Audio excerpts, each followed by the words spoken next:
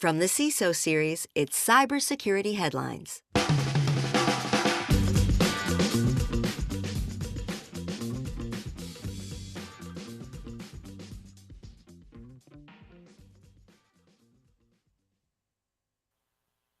Linux malware attacks are on the rise and businesses aren't ready for it.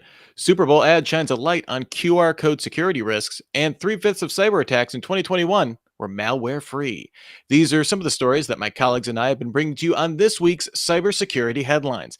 Now we get a chance for some insight, opinion, and most certainly some expertise on these stories and more from our guest, Mike Hanley, CSO at GitHub. Mike, thank you so much for being here. Thanks, Rich. Great to be here with you. Before we move on, we got to thank our sponsor, of course, PlexTrack, the must-have platform for CISOs. Join us on LinkedIn Live. You can just go to CISOseries.com and look for the Week in Review page. The link is there. Join us, comment, have all the fun. We've got about 20 minutes, though, so let's get going. First up here, Linux malware attacks on the rise. Businesses, they just can't handle it. Following up on a story we brought you in mid-January, cyber criminals are increasingly targeted Linux server and cloud infrastructure to launch ransomware campaigns, cryptojacking attacks, and other illicit activities. And many organizations are leaving themselves open to attacks. VMware warns of a lack of focus on managing and detecting threats against them.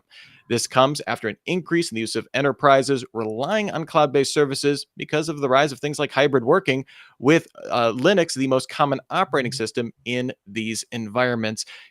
David, kind of a double-edged problem we're seeing here, kind of the complexities of work from home scenarios, hybrid work already adding complexity there, but also maybe an inflated sense of security around Linux. Are you seeing this? I'm just curious about your thoughts.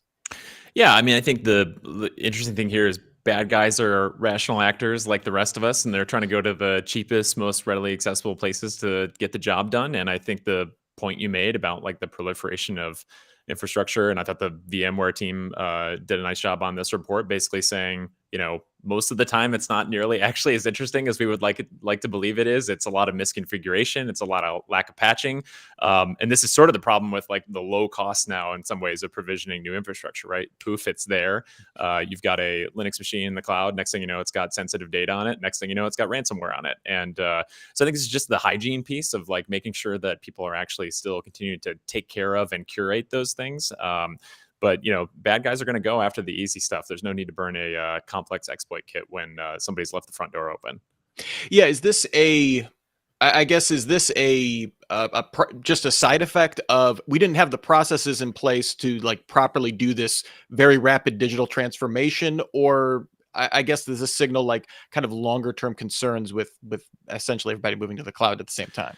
Yeah, I mean, in some ways, this is like not new at all. It's just the different instantiation of the problem when it comes to sitting on cloud infrastructure. But you can look at same thing with like endpoint malware. I mean, most of the time, it's not necessarily anything super interesting about the malware kit itself. It's the fact that you didn't run the patches that came out 2 years ago that closed the vulnerability, or you didn't have the right configuration in place that would have prevented it. So this is something as an industry we've got to continue to get better at. But a lot of times, it's the lacking of the basics that makes it easy for the bad guys to get their jobs done.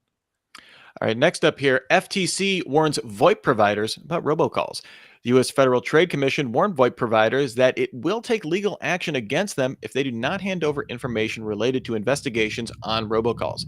FTC data showed that between January and September 2021, it received over 3.3 million complaints about robocalls. That's like 0.1% of all the robocalls sent. The FTC has stepped up action on robocalls in recent years, eliminating the need to issue warnings to robocallers about issuing fines, kind of getting the punishment part of that ramped up a little faster, and increasing the maximum fines for intentionally unlawful calls to $10,000 per infraction. So, David, to me here, it's the interesting piece about this is that, robocalls still need someone to answer to make them successful, whether they're legitimate or spam or, whatever you want to call them. I guess legitimate robocalls is an oxymoron. But what if more resources were aimed at, maybe educating consumers? Is this similar to phishing, where consumer education is part of the solution to this? It's probably part of the solution. But the existing solutions, while I think they're getting better, are still just not easy to use. And the reality is you've got like when you get, so I'm an iPhone user, like probably many of the viewers and listeners out there today.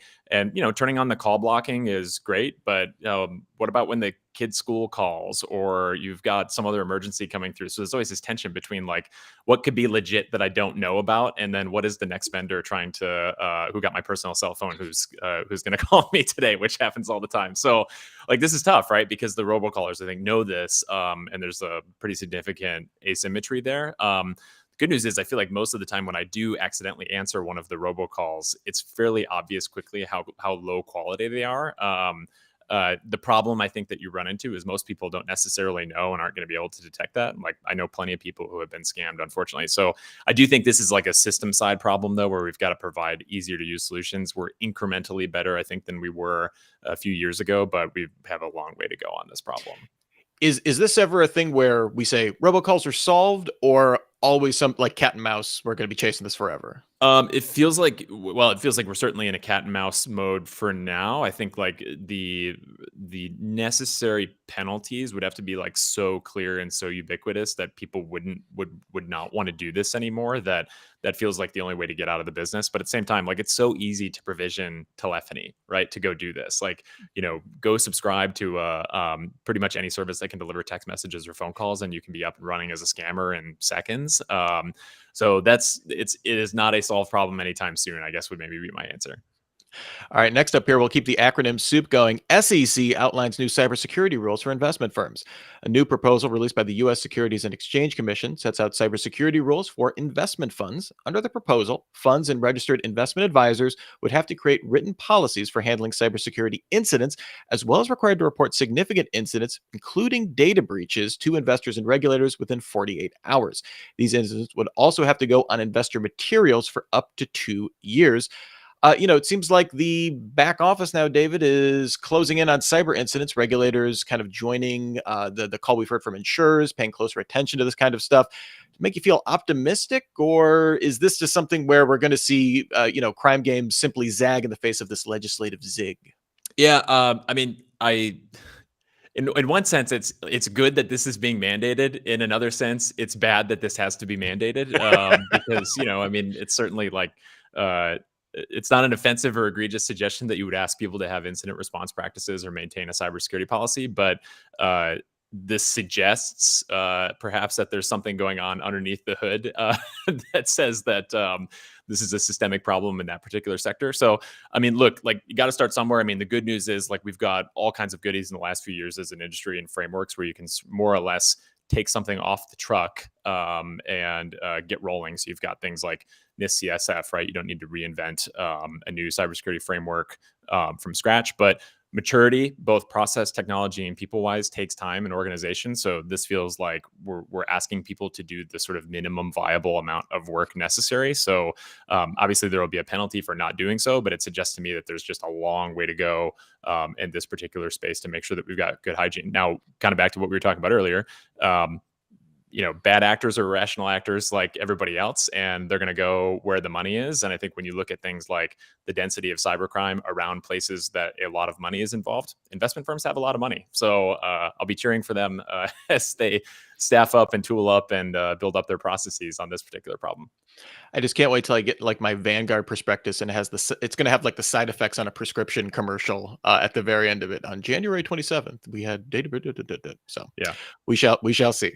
And next up here, Super Bowl ad shines a light on QR code risk. This year's Super Bowl commercial blitz included an ad from Coinbase, which featured a colorful QR code ricocheting across the sides of the frame. Those who scanned it were redirected to a promotional website offering $15 worth of free Bitcoin if they were a new customer, and chances to enter a contest for a $3 million giveaway.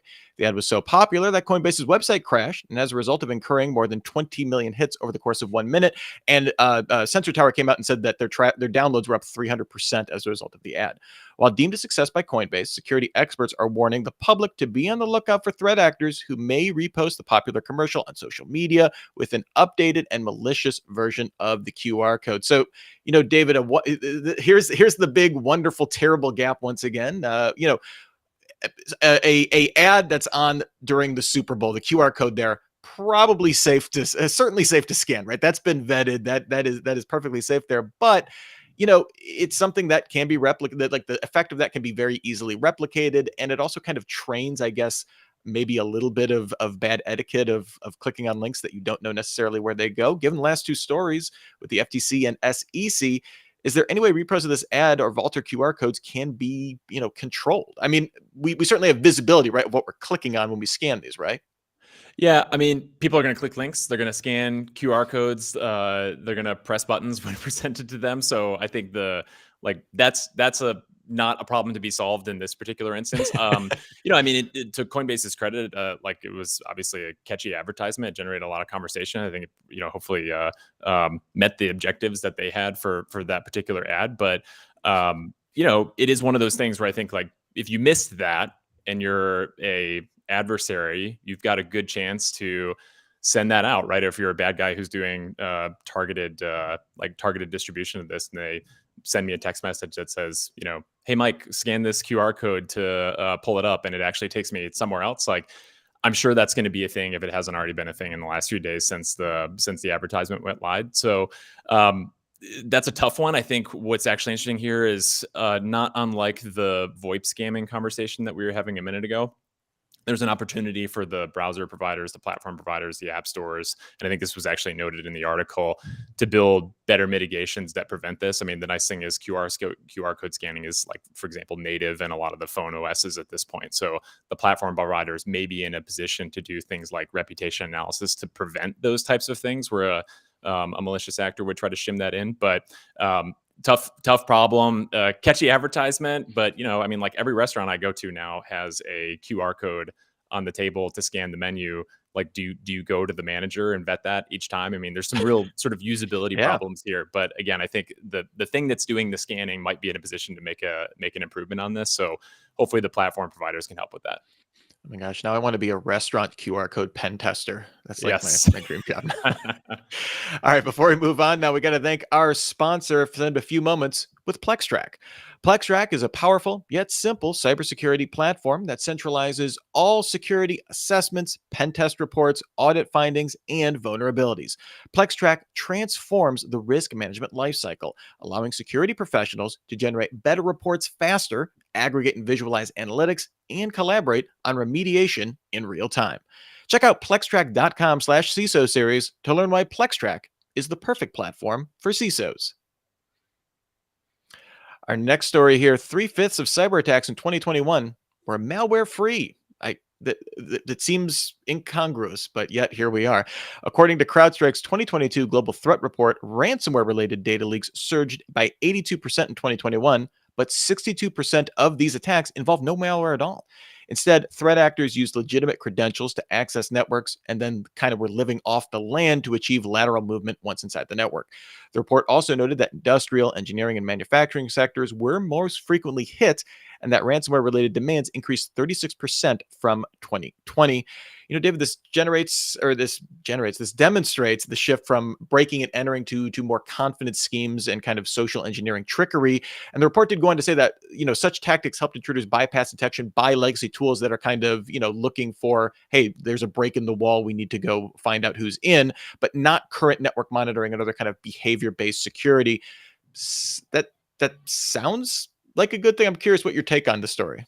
I mean, this feels to me like relatively unsurprising news, in that, again, kind of similar to what we were saying before. You can burn fancy tools and exploit kits, but why do that if you can get somebody to give up their password? And this goes back to, like, I mean, especially if you're getting authorized credentials from users. I mean, obviously there's things that we can do, like making sure that people are enrolled in two-factor authentication, and do our best to protect things like authenticated sessions. But that if that is still the primary means of attack, like 3/5 in this case, like, that suggests to me we've got a great deal of work in terms of both adoption of some of these basics that we know to work, but also other defenses to make sure that we protect people from those types of items. So I guess not surprising, sobering, in that it means we've still got quite a bit of work to do here.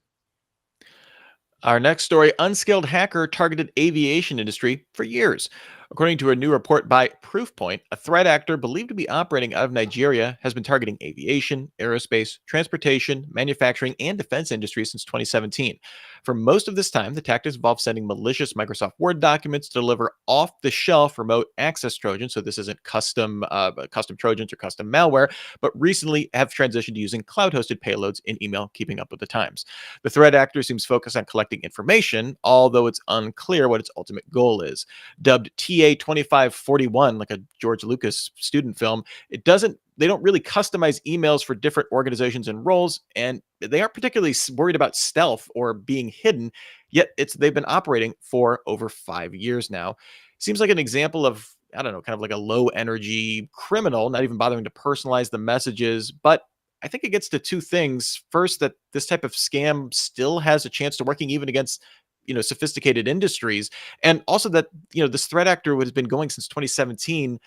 Would this be an example of, just playing dumb and living off that kind of criminal strategy? Yeah. And I guess avoiding scrutiny as a more advanced threat actor. Yeah, I mean, the nice thing is, if you're this particular threat actor, you only need to be right once, and I think especially if you're going wide and you know you're going to get at least that one person to click, then that may be enough for that individual. So I mean, look, this is like not a new tactic. This individual's been doing this for several years, or set of individuals been doing this for several years. I think it's a good study of like why defense in depth matters, because like you can't assume that any particular security control is going to be a panacea, or is going to be a complete solution. So defense in depth for organizations, recognizing again, people are going to open attachments, they're going to click links, etc. In past jobs, I had a large portion of the employee base carry Chromebooks because I knew they were going to open PDFs, and PDFs tend to be attack vectors for popping the browser sandbox. So those types of things, to make sure that you're not relying on people not clicking links as a strat, like that is not a scary strategy. So this is a tough one, but obviously it's working out for this particular threat actor, and probably many others like them. I mean, the bar is low on some of these items.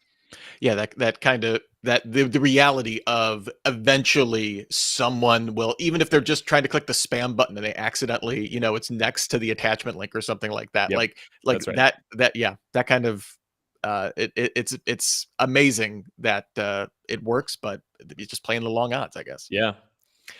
And our final story today, the FBI sees increase in the use of virtual meeting platforms for BEC scams. So this story, a bit of an intro, but stick with us. Definitely worth hearing all the way through. Business email compromise is no longer restricted to just email, as the name implies. The FBI has stated in a security alert published this week that the recent shift to online working is caused by the ongoing COVID-19 pandemic has also had an impact on some recent BEC attacks and where they're taking place. So here are the three scenarios. One, compromising the email of a CEO or CFO, someone high up in the C-suite, and recommending or requesting employees participate in a virtual meeting platform where the criminal will insert a still picture of the CEO with no audio, or potentially even using deepfake audio, and then proceed to instruct employees to initiate transfers of funds through the virtual meeting platform chat or in a follow-up email. Then there's compromising employee emails to insert themselves into workplace meetings through a virtual meeting platform, something like Zoom, and collect information on a business's day-to-day operations. And then the last scenario is compromising the email of the CEO, kind of going back to the original there, and then sending spoofed emails to employees, asking them to initiate those transfers of funds. The CEO claims to be occupied in another virtual meeting and unable to initiate the transfer on their own here. Some really interesting evolution on this. And again, I guess, David, for your point, this kind of goes back to criminals kind of being rational actors and using the tools that are available. We got to file this under like the wallet inspector file here, because it seems like Yeah. there is an obvious lesson here. But, what can companies do to be more careful about having employees shift money around? And I think the second scenario is actually potentially, if you want to talk about like ransomware organizations getting in, kind of having that org chart, and that leads to further compromise down the road, right? It's an interesting one. I mean, but probably it's in vogue now because of the pandemic, but I'm sure this would have probably happening anyway with how much remote distributed work I think was already coming around. before COVID-19. But certainly this makes it more of a press. And obviously most people who were thrust into a work from home situation, whether they wanted it or not in 2020, were probably not looking at the sidebar in Zoom to see where all the folks in the meeting, guests, are properly authenticated from their company using their SSO account, et cetera. But it's a good thing, right? I mean, like you think about so many of the conferencing platforms at this point are optimized for speed of getting to a conversation and collaboration. And in some ways, like this is sort of at the expense of, or at least allowing a gap for things like this to creep in. So if you have somebody who comes in and their name says it's their boss in the lower left-hand corner, like, did you do the extra click to look at the participants menu to see if they were listed as a guest or not? I mean, those little things, like I don't think that people will naturally change that behavior and do those sets of extra checks, especially when they're just trying to like have a quick conversation, solve something transactional, and like move on to the next thing with getting their job done. I mean, this is the same challenge, I think, with a lot of like security walls that we throw up in front of people. People just want to click through to get to the next right thing to get their jobs done. This is no different to me. So I think the interesting thing with this one is obviously the introduction of like, the deepfake audio and video to make it appear to be more authentic, that the spoofer is actually a representative like image and voice of the person that they pose to be. But this is like super interesting to me, because if you are able to be successful at one of these attacks as a bad guy, like you could potentially have like a fairly intimate conversation, or like get additional access to systems, et cetera. Because most of the time on like Zoom today, you'd say like, okay, show me so and so if I need to reset your password, or like let's hop on a quick Zoom so I can make sure that it's you. And if somebody hops on a Zoom and they're like, looks like Mike, sounds like Mike, I'll go ahead and reset his password to send him off on his way, and somebody's taken the time necessary to do that, well, that would be a substantial problem if somebody was able to appropriate my identity and take off running. So interesting format, but again, sort of like also not a new problem, just using new technology and a more ubiquitous platform, or I'd say more common platform today to do it. So that's definitely an interesting one to me. I'm just going to say for my 2023 article drafts that the metaverse BEC hacking is I'm just going to assume that's happening by next year in Horizon. Yeah, if it's not already happening today, right? Yeah, it probably already is. The glories of security. So before we get out of here, David, any story that you reacted strongly to, a thumbs up and eye roller from what we covered today? I like the last one. That one's pretty interesting to me, especially because it's like yet another example of not a new problem, but employing interesting technology on sort of a novel, well, not novel, a ubiquitous platform. Deploy old problem, new place to have it, new technology involved in making it that much more convincing. Like that to me is super interesting that people would actually take the time to go do that. Well, Mike Hanlon, the CSO at GitHub, thank you so much for being on the show. Where can people find you? And are you guys hiring by chance? Yeah, so people can find me on LinkedIn. My GitHub handle is mph4 if they want to find me on GitHub. And if you go to github.com/careers, we have literally several dozen security roles open, and we'll be doing a ton of hiring here over the course of the next couple months. So if you're interested in that, we'd love to hear from you. All right. And of course, before we get out of here, we want to thank our sponsor, PlexTrack, the must-have platform for CISOs. Come back next week for our Friday video chat, Hacking Sprawl, an hour of critical thinking about how to manage everyone's ability to harness and deploy computing power. That starts at 10 a.m. Pacific, 1 p.m. Eastern, followed up by a meetup, and then we'll be back with another edition of the Week in Review. That's Friday, 12:30 p.m. Pacific, 3:30 Eastern. You can still get your daily news fix, of course, through cybersecurity headlines every single weekday. 6 minutes will get you all caught up. Until next week, I'm Rich Straffolino, reminding you to have a super sparkly day. Cybersecurity headlines are available every weekday. Head to CISOseries.com for the full stories behind the headlines.